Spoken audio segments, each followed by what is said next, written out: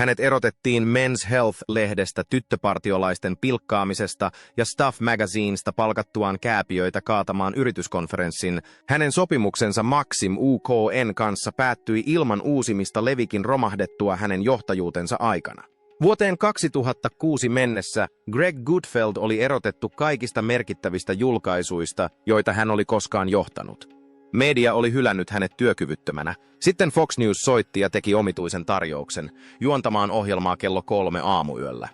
Aikaikkuna oli niin uupunut, että johtajat vitsailivat hänen ainoan yleisönsä olevan pikadileireitä ja imettäviä äitejä. Kukaan ei odottanut hänen kestävän 3 kuukautta. Nykyään sama torjunta vetää enemmän katsojia kuin Colbert, Fallon ja Kimmel yhteensä. Hänestä tuli kiistaton myöhäisillan kuningas ilman, että hän koskaan oikeasti esiintyi myöhäisillan televisiossa. Mutta tie sarja epäonnistumisesta television herruuteen ei ollut onnenkantamoinen, siihen kuului toistuvia irtisanomisia. Venäläisen mallin tapaaminen Portugalissa, kulttisuosion rakentaminen unettomuudesta kärsivien keskuudessa ja amerikkalaisten keskusteluohjelmien sääntöjen täydellinen uudelleenkirjoittaminen. Ymmärtääksemme, miten miehestä, joka ei pystynyt pitämään työpaikkaansa yli 2 vuotta, tuli aikansa seuratuin persoona, meidän on palattava takaisin siihen, mistä tuhon kaava alun perin alkoi. Gregory John Gutfeld syntyi 12. syyskuuta 1964 San Mateossa, Kaliforniassa. Hänen äitinsä Jackie kasvatti lapset katolisessa kodissa. Nuori Greg kävi Junipero Serra High Schoolia, katolista poikakoulua, josta kasvoivat myös NFL-pelinrakentaja Tom Brady ja baseball-legenda Barry Bonds. Hän aloitti opinnot Kalifornian yliopistossa Berkeleyssä 1980-luvun puolivälissä. Tulevalle konservatiiviselle mediatähdelle tämä valinta osoittautuisi käänteentekeväksi odottamattomilla tavoilla. Berkeleyn liberaali ympäristö ei käännyttänyt häntä. Se torjui hänet. Myöhemmin hän selitti, että hänestä tuli konservatiivinen liberaalien seurassa ja libertaarikonservatiivien seurassa. Hän huomasi, että molempien ryhmien pahimmilla puolilla oli yhteinen lanka, moralisointi ja muiden ihmisten elämänohjeiden kertominen. Hän ei halunnut osallistua kummankaan heimon puhtaustesteihin. Valmistuttuaan englannin kielen tutkinnolla vuonna 1987 Gutfeld sai harjoittelupaikan American Spectatorissa, jossa hän hoiti asioita lehden tunnetusti vaikeasti tavoitettavalle toimittajalle R. Emmett Tyrrell. Kokemus opetti hänelle, miten konservatiivinen media toimii sisältäpäin. Lehdet kuitenkin maksoivat huonosti ja Gutfeld ajautui miesten elämäntyylijulkaisujen maailmaan. Hän aloitti työnsä vakituisena toimittajana Prevention Magazinessa, terveyspainotteisessa julkaisussa, jossa hän alkoi juoda runsaasti ja käyttää huumeita kollegoidensa kuvailemalla tavalla valtavasti. Juhlaelämäntapa seurasi häntä vuosia. Lopulta hän päätyi miesten terveyteen, vatsalihasten ja kuntoilun perusteelliseen oppaaseen, joka hallitsi lehtikioskeja 1990-luvulla. Vuoteen 1999 mennessä Gutfeld oli noussut päätoimittajaksi. Hän oli 35-vuotias ja johti yhtä Amerikan menestyneimmistä miestenlehdistä. Sitten hänet erotettiin. Viralliset syyt vaihtelivat riippuen siitä, kuka jutun kertoi. Gutfeld oli julkaissut artikkeleita, joissa pilkattiin partiolaisia, kissan ystäviä ja omaa pomoaan. Lehden emoyhtiö päätti, että hän oli enemmän vaivaa kuin arvoinen. Eräs mediatalo kutsui hänen urakehitystään sekä vaikuttavaksi että masentavaksi. Hän kiipesi aina tikapuiden huipulle ja putosi sitten aina alas. Mutta Gutfeld ei oppinut varovaisuutta epäonnistumisista. Hän kaksinkertaisti kaaoksen. Hänen seuraava pysähdyspaikkansa oli Stuff Magazine, julkaisu, joka keskittyi laitteisiin, naisiin ja kaikkeen, mistä nuorten miesten oletettiin välittävän.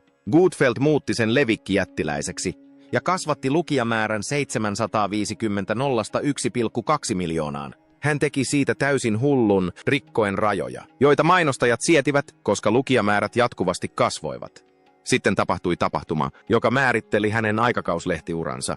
Huhtikuussa 2003 American Society of Magazine Editors järjesti konferenssin nimeltä Mikä antaa aikakauslehdelle pöhinää? Ja Gutfeld päätti vastata tähän kysymykseen kirjaimellisesti. Hän palkkasi 3 lyhytkasvuista näyttelijää casting-toimiston kautta ja lähetti heidät konferenssiin ohjeiden kanssa olla mahdollisimman häiritseviä. He mutustelivat äänekkäästi perunalastuja. He antoivat puhelimiensa soida toistuvasti. He kävivät kovaäänisiä keskusteluja samaan aikaan, kun alan johtajat yrittivät puhua. Turvamiehet häätivät heidät ulos. Juttu pääsi New York Timesiin. Gutfeld erotettiin välittömästi. Useimpien urat olisivat päättyneet siihen. Hänenkin uransa näytti päättyvän siihen. Mikään merkittävä amerikkalainen julkaisu ei enää koskettaisi häntä. Hänestä oli tullut kuuluisa aivan vääristä syistä, mutta potkut Amerikasta eivät riittäneet Greg Gutfeldille. Hän päätti karkottaa itsensä kokonaan toiselle mantereelle. Lonto vuonna 2004 tarjosi Gutfeldille uuden alun. Maximen brittiläinen painos tarvitsi päätoimittajan, eikä kukaan Isossa Britanniassa ilmeisesti ollut kuullut kääpiötapauksesta. Tai ehkä he olivat kuulleet eivätkä yksinkertaisesti välittäneet. Joka tapauksessa Gutfeld pakkasi laukkunsa ja ylitti Atlantin. Ensimmäinen työviikko edellytti osallistumista yrityskonferenssiin Portugalissa. Maximella oli painoksia yli 30 maassa, ja kustantaja kokosi toimittajia ympäri maailmaa keskustelemaan strategiasta. Gutfeld kirjautui hotellihuoneeseensa ja alkoi asettua aloilleen. Sitten hän huomasi viereisessä huoneessa olevan naisen. Elena Mussa oli pitkä, tummahiuksinen ja työskenteli kuvatoimittajana Maxim Russialle. Hän oli aloittanut uransa muotimallina ennen siirtymistään lehtityöhön. Portugalin konferenssissa hän herätti Gutfeldin huomion välittömästi. Hän kuvaili hetkeä myöhemmin välittömäksi tunnistettavuudeksi. Hän katsoi häntä ja ajatteli, tuo on vaimoni. Hän yksinkertaisesti tiesi sen. Ongelmana oli, ettei Elena halunnut olla missään tekemisissä hänen kanssaan. Gutfeld jahtasi naista 3 päivää myöntämällään typerällä sinnikkyydellä. Nainen pysyi kylmänä, välinpitämättömänä ja kiinnostumattomana lyhytkasvuista amerikkalaista toimittajaa kohtaan, joka esiintyi kaikkialla, missä hän meni. Lopulta hän pyysi naista oikeille treffeille. Hän sanoi kyllä. Jotain heidän välillään muuttui. Muutaman viikon kuluessa Elena muutti Venäjältä Lontooseen ollakseen miehensä kanssa. Suhde kiihtyi vauhdilla, joka olisi vaikuttanut holtittomalta kenelle tahansa ulkopuolisesta. He olivat tunteneet toisensa tuskin 5 kuukautta, kun he menivät naimisiin pienessä siviilivihkimisessä New Yorkissa. Hääkuvia oli niukasti. Molemmat pitivät yksityisyyttä julkisuuden sijaan parempana. Gutfeld kirjoitti Elenasta vuoden 2008 kirjassaan ja kuvaili, kuinka Elena kannusti häntä kokemaan Lontoon kunnolla sen sijaan, että hän olisi piiloutunut asuntoonsa katsomaan tosi-TV:tä. Elena antoi hänelle vakautta, jota hän ei ollut koskaan löytänyt lehtitoimistoista tai baareista.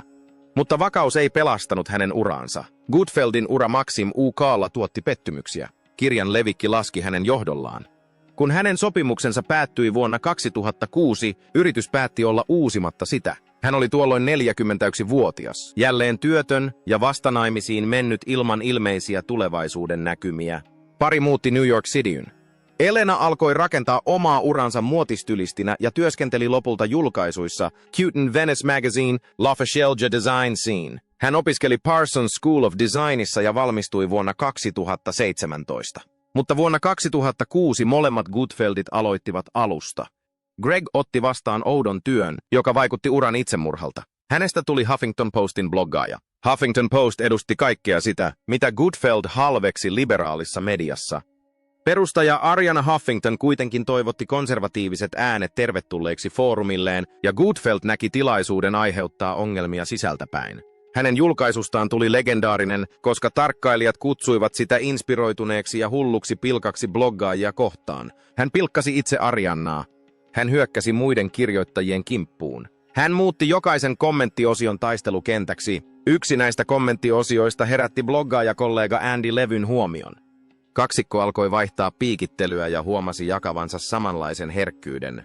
Synkkä, satiirinen, valmis loukkaamaan ketä tahansa hyvän vitsin vuoksi. Tuosta nettikeskustelusta tulisi pian jotain merkittävämpää. Koska Gutfeldin ärsyttäessä liberaaleja internetissä joku Fox Newsilla katseli tilannetta. Puhelu tuli vuoden 2006 lopulla. Fox News halusi käynnistää myöhäisillan ohjelman.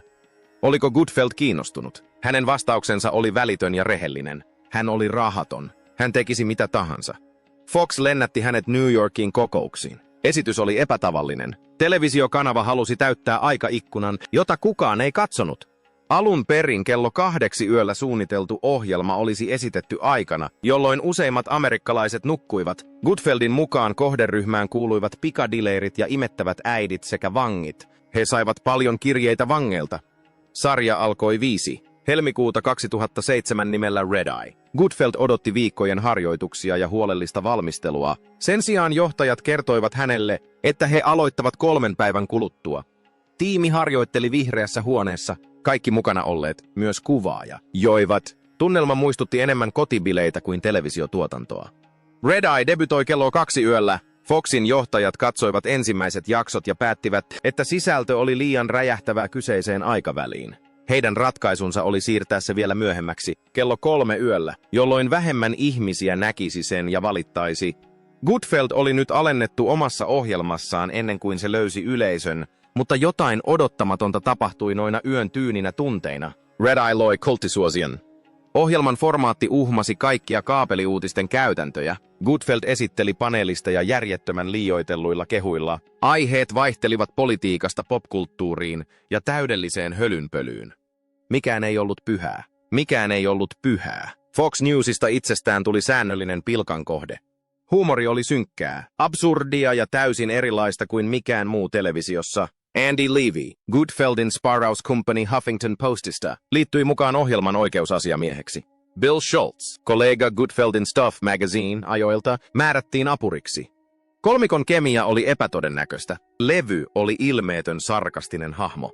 Schultz näytteli rakastettavaa loseria. Gutfeld johti kaaosta kuin ilkikurinen sirkusdirehtööri. Gutfeldin äidistä Jackista tuli toistuva esiintyminen Red Eyessa. Hän antoi hänelle vanhemman kirjeenvaihtajan tittelin selittäen vitsin johtuvan siitä, että hän oli iäkäs. Hänen työnsä oli katsoa Fox Newsia päivisin ja raportoida tapahtumista. Hän valitti jatkuvasti, että ruudulla olevat naiset käyttivät liian lyhyitä hameita.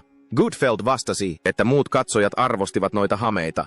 Äidin ja pojan suhde näyttäytyi kameran edessä aidolta tuntuvalla tavalla. Nuorempana Gutfeld oli hämmentynyt esitellessään ystäviään vanhemmilleen. Aikuisena hän huomasi, että samat ystävät hengailivat mieluummin Jackiin kuin hänen kanssaan.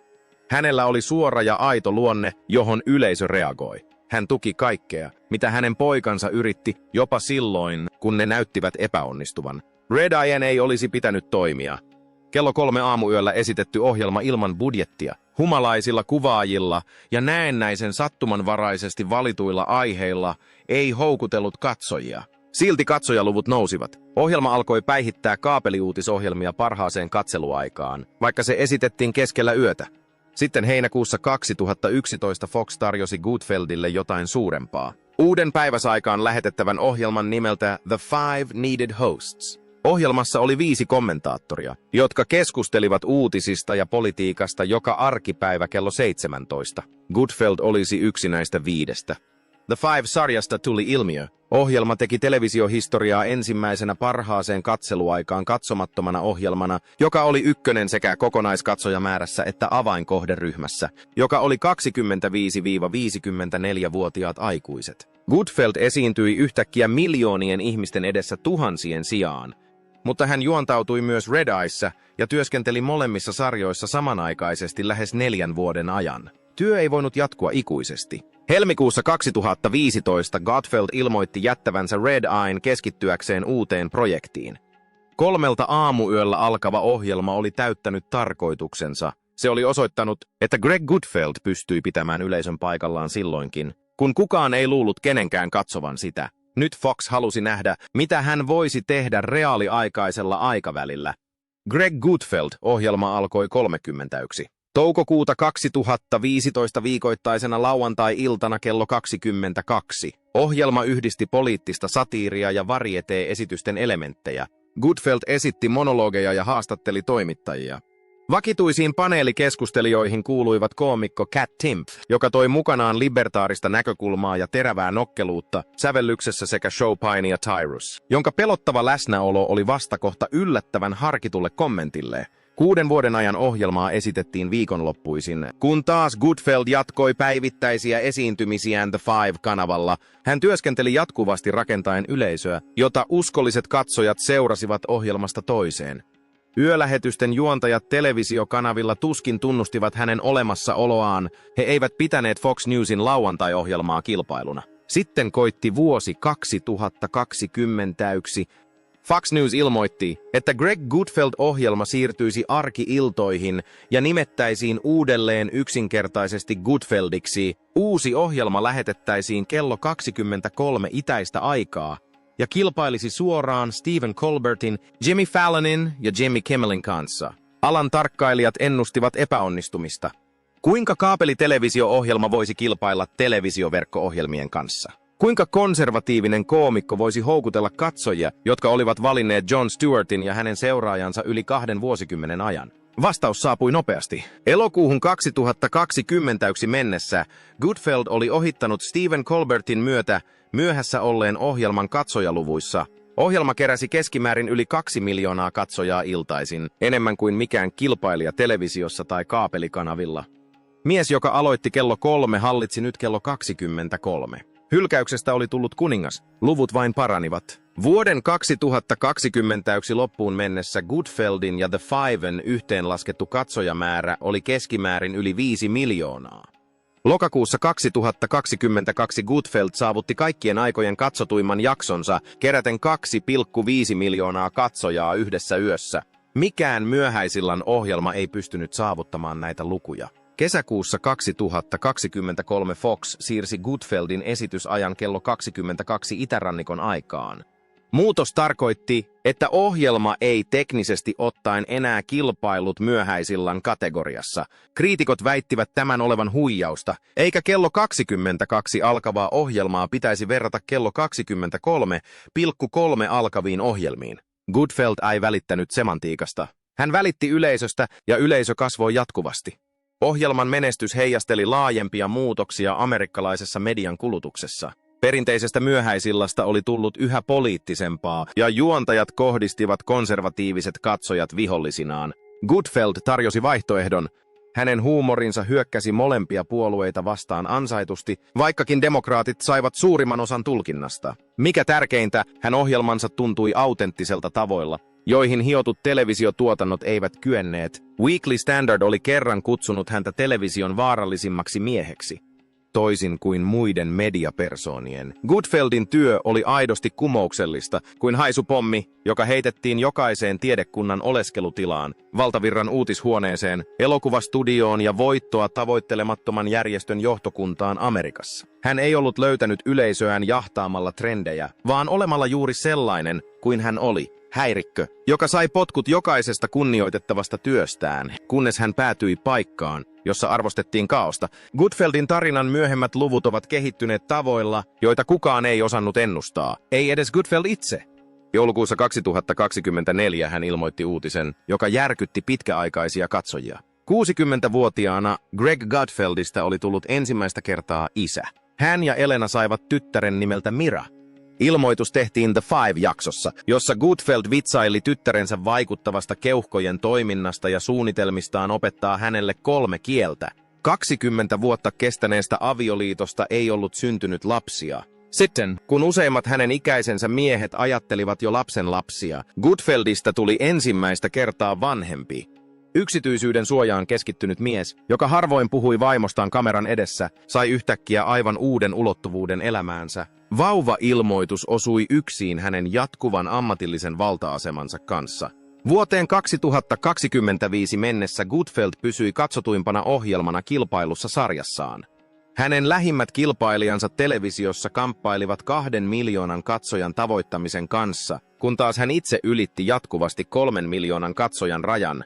Myöhäisillan televisiomaisemaa oli mullistanut henkilö, jonka teollisuus oli leimannut sopimattomaksi televisioon. Ero kilpailijoihin kertoo osan tarinasta. Myöhään yöllä lähetettävien ohjelmien tuotantokustannukset ovat tiettävästi noin $100 miljoonaa vuodessa. Gutfeld toimi murto-osalla näistä resursseista. Hänen ohjelmansa omaksui romahduksen juurensa, eikä koskaan yrittänyt saavuttaa Colbertin tai Fallonin tuotantoarvoja. Hänen epäonnistumista koskeva filosofiansa oli osoittautunut profeetallisiksi. Hän väitti, että irtisanominen oli parasta, mitä kenellekään voisi tapahtua. Ihmiset ajattelevat, että irtisanominen tarkoittaa uran loppua. Todellisuudessa päädyt aina parempaan paikkaan. Hän oli elänyt tuon filosofian mukaan toistuvasti, muuttaen jokaisen päätepisteen pikemminkin askelkiveksi kuin umpikujaksi. Kaava kävi selväksi vasta jälkikäteen. Jokainen irtisanominen työnsi Gutfeldia kohti ympäristöä, jossa hänen erityiset kykynsä voisivat kukoistaa. Men's Health halusi mukautumista. Staff halusi järkeä. Maximuko halusi levikin kasvua. Kukaan heistä ei halunnut provokaattoria, joka palkkaisi kääpiöitä häiritsemään alan konferensseja. Fox News. Erityisesti kello 3 aamuyöllä lähetettävä aikaikkuna, josta kukaan ei välittänyt, antoi vihdoin tilaa Gutfeldille olla oma itsensä.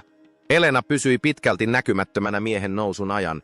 Hän jatkoi muotityötään esiintyen toisinaan miehen Instagramissa, mutta välttäen televisio-ohjelmia. Heidän suhteensa säilyi juuri siksi, että Elena pysyi poissa parrasvaloista. Kun Venäjä hyökkäsi Ukrainaan vuonna 2022, Goodfeldt käytti Fox News-yhteyksiään auttaakseen Elenan äidin evakuoinnissa Lvivistä Puolaan. Hän jakoi jälleen näkemisvideon lähetyksessä, mikä oli yksi harvoista hetkistä, jolloin hänen henkilökohtainen ja ammatillinen elämänsä kohtasivat julkisesti. Uransa huipulla Goodfeldt oli nyt asemassa, jota kukaan ei olisi voinut ennustaa, kun hän istui rahattomana Chelsean baarissa vuonna 2006. Mies, joka vitsaili, että hänen alkuperäinen yleisönsä koostui rikollisista ja uupuneista vanhemmista, oli rakentanut jotain kestävää tuolle perustalle. Hänen katsojakuntaansa kuului paitsi Foxin kannattajia, myös yhä enemmän sitoutumattomia ja jopa demokraatteja, jotka pitivät vaihtoehtoisia televisiolähetyksiä vanhentuneina. Luvut kertovat yhden tarinan. Yli 3 miljoonaa katsojaa iltaisin, yli 5 miljoonaa yhteensä molemmissa ohjelmissa. Katsojalukujen ylivoima pakotti CBC:n arvioimaan, voisiko myöhäinen ohjelma jatkua.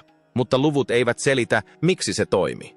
Vastaus piilee jossain tuossa epäonnistumisen ja uudelleen keksimisen kaavassa. Goodfeldt ei koskaan yrittänyt tulla alan haluamaksi. Hänet erotettiin, koska hän oli vaikeaselkoinen, rikkoi rajoja ja kieltäytyi hillitsemästä vaistojaan.